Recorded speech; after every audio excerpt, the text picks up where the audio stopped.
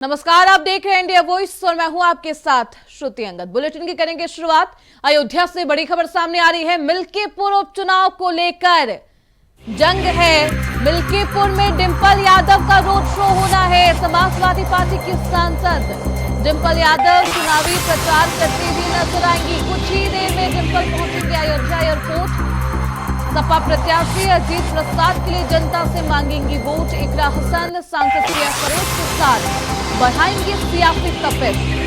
Deputy CM Brajesh Pathak भी जनसभा को करेंगे संबोधित। तो मिल्कीपुर का ये सियासी चुनाव बेहद दिलचस्प हो चला है और आज समाजवादी पार्टी के प्रत्याशी अजीत प्रसाद के लिए जनता से वोट मांगती हुई इकरा हसन नजर आएंगी। उनके साथ साथ सांसद प्रिया सरोज भी रहेंगी। आज डिंपल यादव रोड शो करेंगी।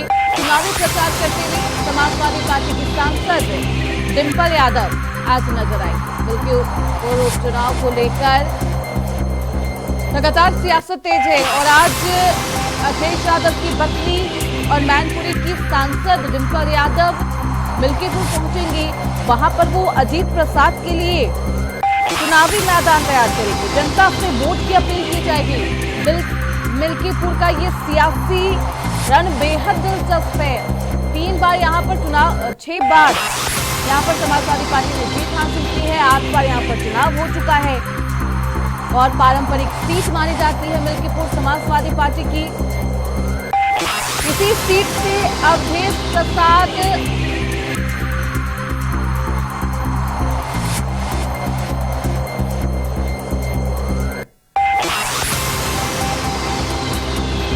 सीट से अवधेश प्रसाद विधायक थे। सांसद बनने के बाद ये सीट खाली हो गई थी और आज डिंपल यादव यहां पर रोड शो करते हुए नजर आई। सीएम योगी आदित्यनाथ के लिए सीट प्रतिष्ठा का सवाल है। बीजेपी के लिए साख और नाक का सवाल है और ऐसे में दोनों ही तरफ से दोनों ही पार्टियां अपना पूरा जोर तोड़ लगाती हुई नजर आ रही है। पूरे दमखम के साथ इस सीट के लिए चुनावी युद्ध में तैयार है और लगातार सीएम योगी आदित्यनाथ भी मिल्कीपुर सीट की कमान थाम के रखे हुए हैं।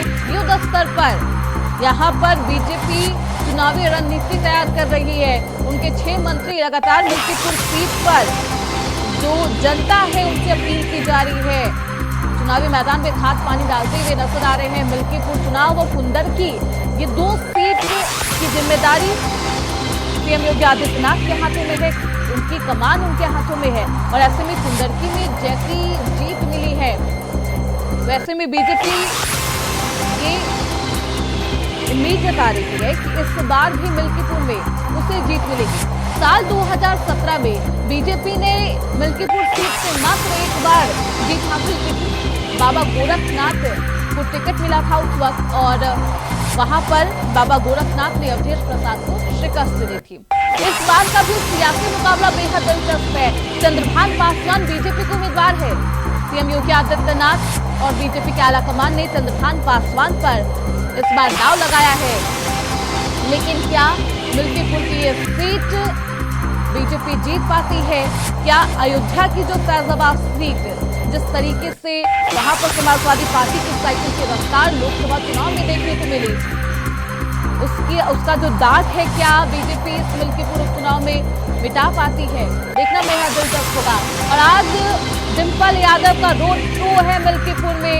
इससे कुछ दिन पहले ही सीएम योगी आदित्यनाथ भी मिल्कीपुर पहुंचे थे और उन्होंने भी चुनावी हुंकार भरा था। चंद्रभान पासवान के लिए चुनावी खाद पानी डालते हुए वो मिल्कीपुर के चुनावी मैदान में नजर आए थे और आज डिंपल यादव पहुंचेंगी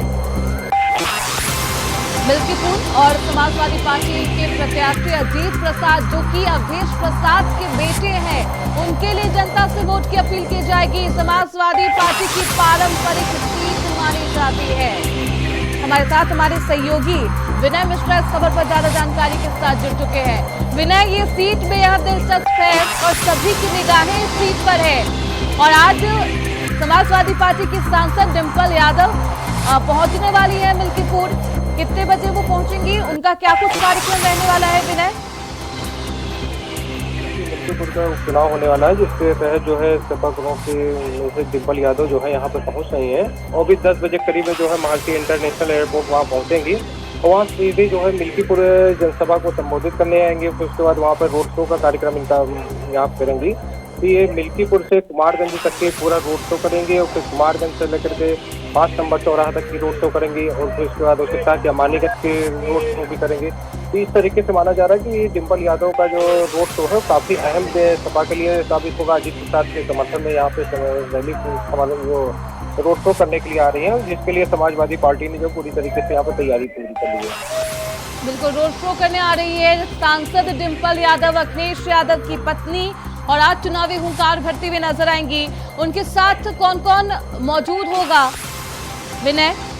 जी, उनके साथ जो बीजेपी सपा के सांसद डिम्पल यादव तो ही है, उनके साथ में कई और शीर्ष नेता भी समाजवादी पार्टी के वहाँ पहुँचने वाले हैं, लेकिन अभी कौन कौन से लोग आ रहे हैं ये अभी क्लियर नहीं हो पाएगा। आने के बाद भी कुछ देर बाद क्लियर हो जाएगी कौन कौन से नेता उनके साथ आ रहे हैं। लेकिन साथ उनके अजीत प्रसाद उनके रथ पे सवार होंगे और अवधेश प्रसाद सवार होंगे, पवन पांडे हैं।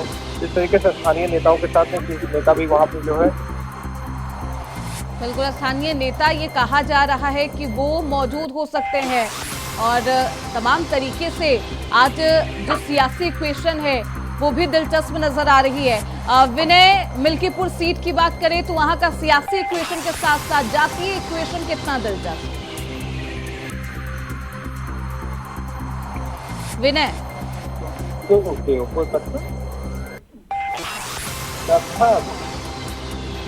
विनय की आवाज हमारे हम तक नहीं पहुंच पा रही है, दोबारा उनसे संपर्क करने की कोशिश की जाएगी।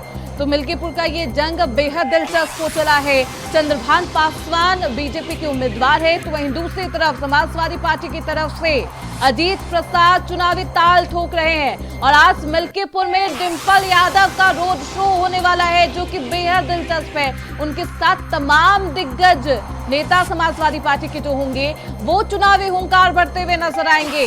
समाजवादी पार्टी के लिए चुनावी मैदान तैयार करती हुई डिम्पल यादव नजर आएंगी। मैनपुरी की सीट पर जिस तरीके से डिम्पल यादव को जीत मिली थी, उसके बाद से उन्हें स्टार प्रचारक के तौर पर भी समाजवादी पार्टी देखने लगी है और ऐसे में आज रोड शो करती हुई डिम्पल यादव नजर आएंगी। हमारे साथ हमारे सहयोगी विनय लगातार बने हुए हैं। विनय, मिल्कीपुर सीट समाजवादी पार्टी के लिए भी प्रतिष्ठा का सवाल, एक लिटमस टेस्ट की तरह है।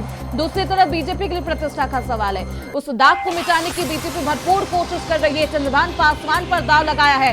कहा जा रहा है कि बेहद साफ छवि वाले हैं चंद्रभान पासवान, और लेकिन जिस तरीके से चंद्रभान पासवान पर, क्योंकि पासी समुदाय से आते हैं, क्या पासी समुदाय बिखरता हुआ नजर नहीं आ रहा है विनय? तीनों ही तरफ से, अगर आजाद समाज पार्टी की बात करें, चंद्रभान पासवान की बात करें, समाजवादी पार्टी के प्रत्याशी अजीत प्रसाद की बात करें, तीनों ही पासी समुदाय से आते हैं। क्या पासी समुदाय के वोट बैंक में बिखराव नहीं होगा? जी बिल्कुल, तो आप बता दो कि जिस तरीके से मिल्कीपुर में जो है सियासी समीकरण चल रहा है जातीय को लेकर के, उसको लेकर के जो है डिम्पल यादव का जो है दौरा है जो काफी अहम माना जा रहा है। यहाँ पे जिस तरीके से रोड शो का कार्यक्रम होगा, यहाँ पे जो है हजारों की संख्या में लोग जो है छतों पर से भी देखने के लिए जो है इंतजार कर रहे हैं और भी कुछ ही देर बाद 11 बजे से करीब उनका रोड शो यहाँ पे शुरू हो जाएगा।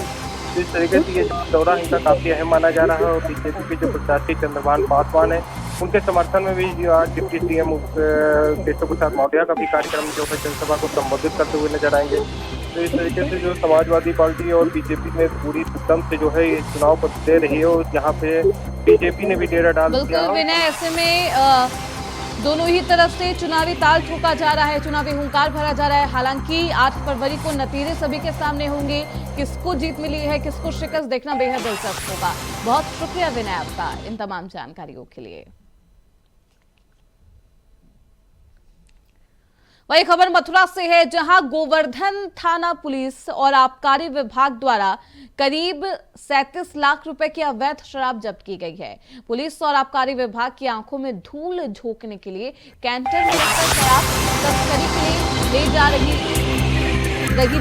पूछताछ में पुलिस को पता चला है कि यह अवैध शराब पंजाब से बिहार ले जा रही थी।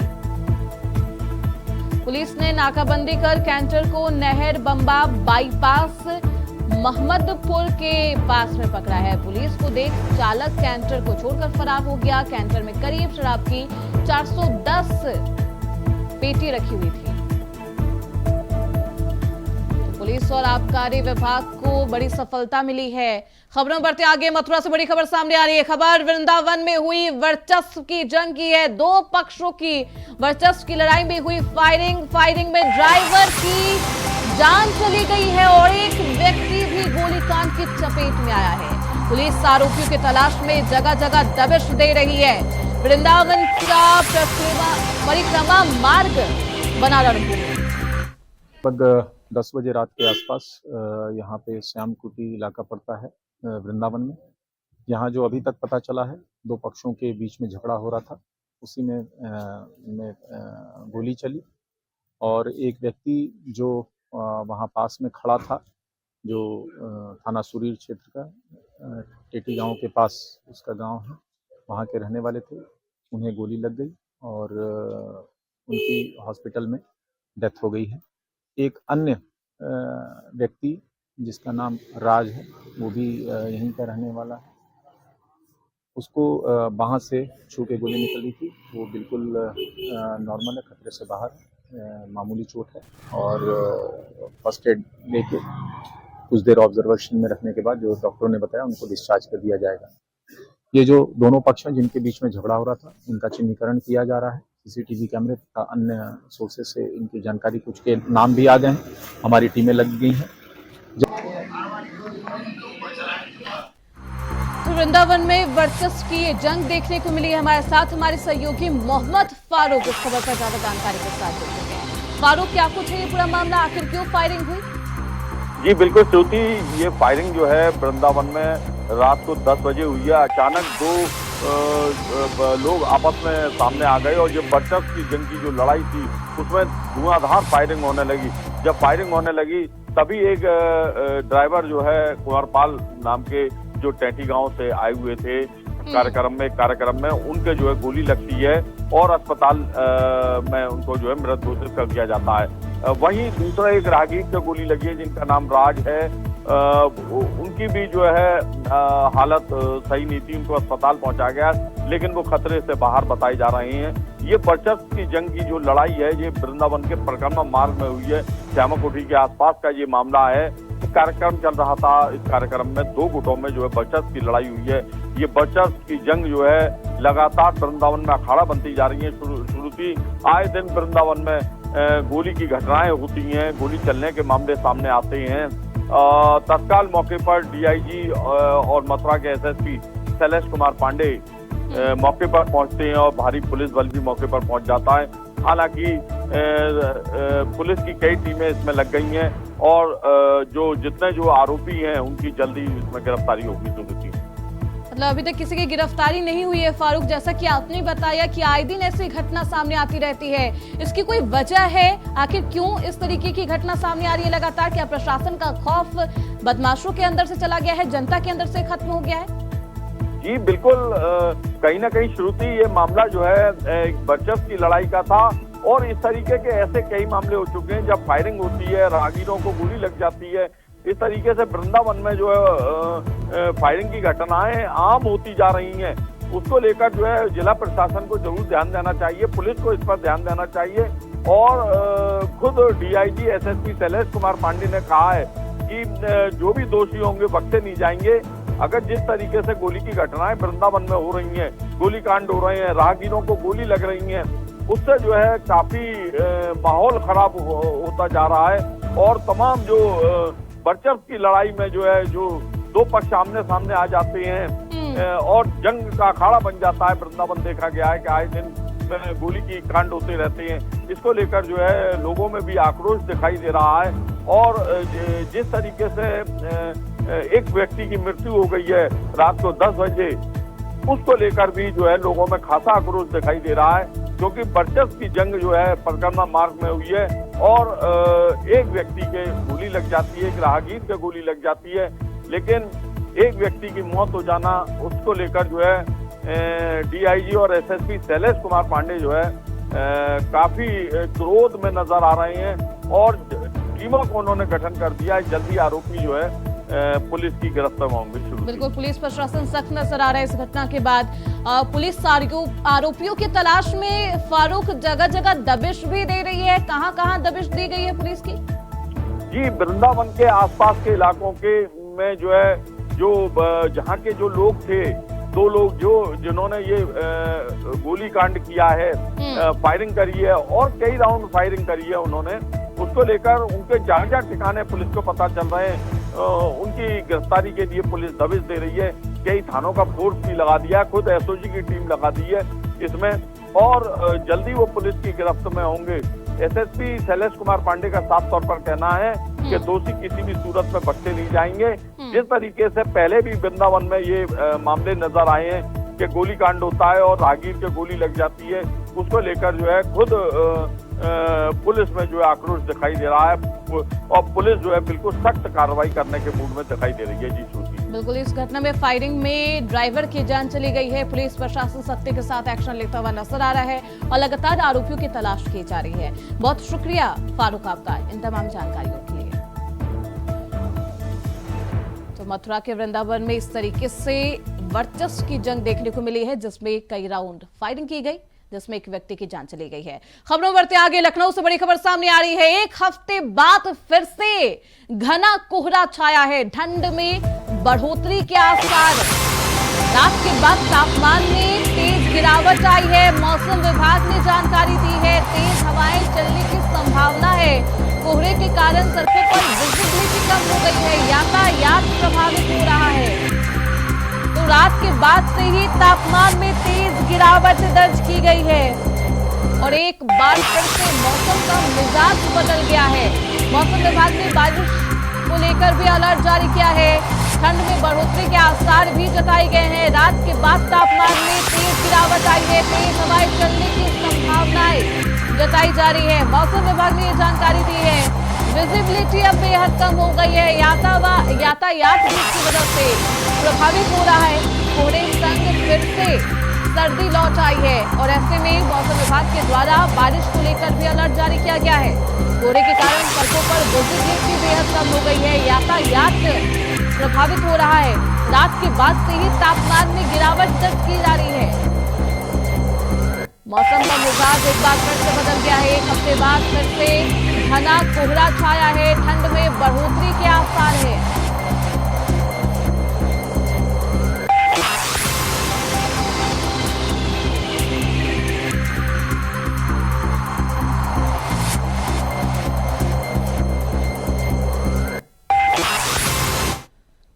अब आपको सीधे ले चलते हैं लखनऊ, जहां सीएम योगी आदित्यनाथ लाइव आ रहे हैं। तो मुख्यमंत्री योगी आदित्यनाथ महात्मा गांधी की पुण्यतिथि पर आज कार्यक्रम में पहुंचे हैं। लखनऊ में यह कार्यक्रम आयोजित हुआ है। सीएम योगी श्रद्धांजलि कार्यक्रम में मौजूद है। योगी आदित्यनाथ ने महात्मा गांधी को श्रद्धांजलि अर्पित की है। आप देख सकते हैं तस्वीरों में मुख्यमंत्री योगी आदित्यनाथ नजर आ रहे हैं। उन्होंने महात्मा गांधी को श्रद्धांजलि अर्पित की है। उनके साथ तमाम दिग्गज नेता भी मौजूद है। तो सीएम योगी आदित्यनाथ श्रद्धांजलि कार्यक्रम में मौजूद है। सीएम योगी ने महात्मा गांधी को श्रद्धांजलि अर्पित की है, उनको नमन करते हुए वो नजर आए हैं। तो लखनऊ से ये लाइव तस्वीरें हम आपको दिखा रहे हैं, जहां सीएम योगी आदित्यनाथ राष्ट्रपिता महात्मा गांधी के श्रद्धांजलि कार्यक्रम में पहुंचे हैं। सीएम योगी आदित्यनाथ ने महात्मा गांधी को श्रद्धांजलि अर्पित की है। महात्मा गांधी की आज पुण्यतिथि है और ऐसे में सीएम योगी आदित्यनाथ महात्मा गांधी को नमन करते हुए, उनके कार्य को याद करते हुए वो नजर आ रहे हैं। उनके साथ तमाम दिग्गज नेता भी मौजूद है और इस श्रद्धांजलि कार्यक्रम में सभी पहुंचे हैं। राष्ट्रपिता महात्मा गांधी की आज पुण्यतिथि है, जिसके अवसर पर श्रद्धांजलि कार्यक्रम का आयोजन किया गया है, जिसमें मुख्यमंत्री योगी आदित्यनाथ पहुंचे हैं। उन्होंने महात्मा गांधी को श्रद्धांजलि अर्पित की है। तो लखनऊ से लाइव तस्वीरें हम आपको दिखा रहे हैं, जहां पर महात्मा गांधी के पुण्यतिथि के अवसर पर श्रद्धांजलि कार्यक्रम का आयोजन किया गया है, जिसमें सीएम योगी आदित्यनाथ के साथ साथ तमाम दिग्गज नेता भी मौजूद है। महात्मा गांधी की आज पुण्यतिथि है। इस मौके पर श्रद्धांजलि कार्यक्रम का आयोजन किया गया है लखनऊ में, जिसमें मुख्यमंत्री योगी आदित्यनाथ नजर आ रहे हैं, उनके साथ तमाम लोग नजर आ रहे हैं। सीएम योगी आदित्यनाथ ने महात्मा गांधी की पुण्यतिथि पर राष्ट्रपिता को श्रद्धांजलि अर्पित की है, उन्हें नमन किया है। उनके तमाम काम को याद करते हुए वो नजर आए। तो गांधी जी की पुण्यतिथि है आज, जिसके अवसर पर यह कार्यक्रम आयोजित किया गया है। श्रद्धांजलि कार्यक्रम लखनऊ में आयोजित किया गया है, जिसमें मुख्यमंत्री योगी आदित्यनाथ पहुंचे हैं और उनके साथ वो तमाम लोग नजर आ रहे हैं। तो आज बापू की पुण्यतिथि है। खबरों बढ़ते आगे।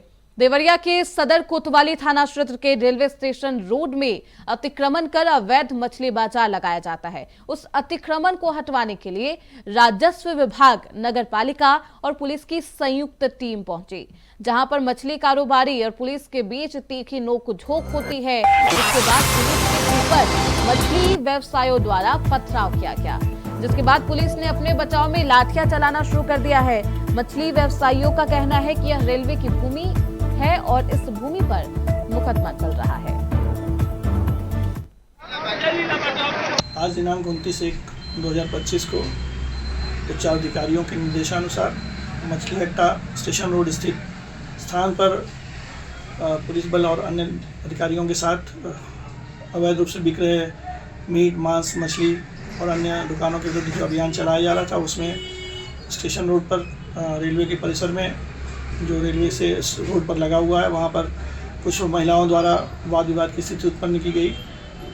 जो वो महिलाएं जो है नियम विरुद्ध तरीके से वहाँ पे मछली और मीट का कारोबार करती हैं। तो जब उनसे पूछा गया कुछ, तो वाद विवाद की स्थिति उत्पन्न हुई और उसी वाद विवाद के क्रम में प्रशासन के लोग आए अतिक्रमण हटाने के लिए, जो कि उस अतिक्रमण से कोई मतलब नहीं था। नगर पालिका के लोग गुमराह कर करके ले करके आए, प्रशासन को जो पूरी बात बताए नहीं। हमारा केवल इतना ही मांग है कि जो पुरानी मंडी है हमको वो दे दिया जाए। फिलहाल जो हम लोग जहाँ मछली बेचते हैं वो है रेलवे की ज़मीन है, जिससे करीब 20 साल से मुकदमा चल रहा है। उसमें हटाओ ज़बरदस्ती बगैर पूछताछ किए वो लोग मारना शुरू किए, जिसमें 3-4 औरतें बुरी तरीके से घायल हैं हम लोग।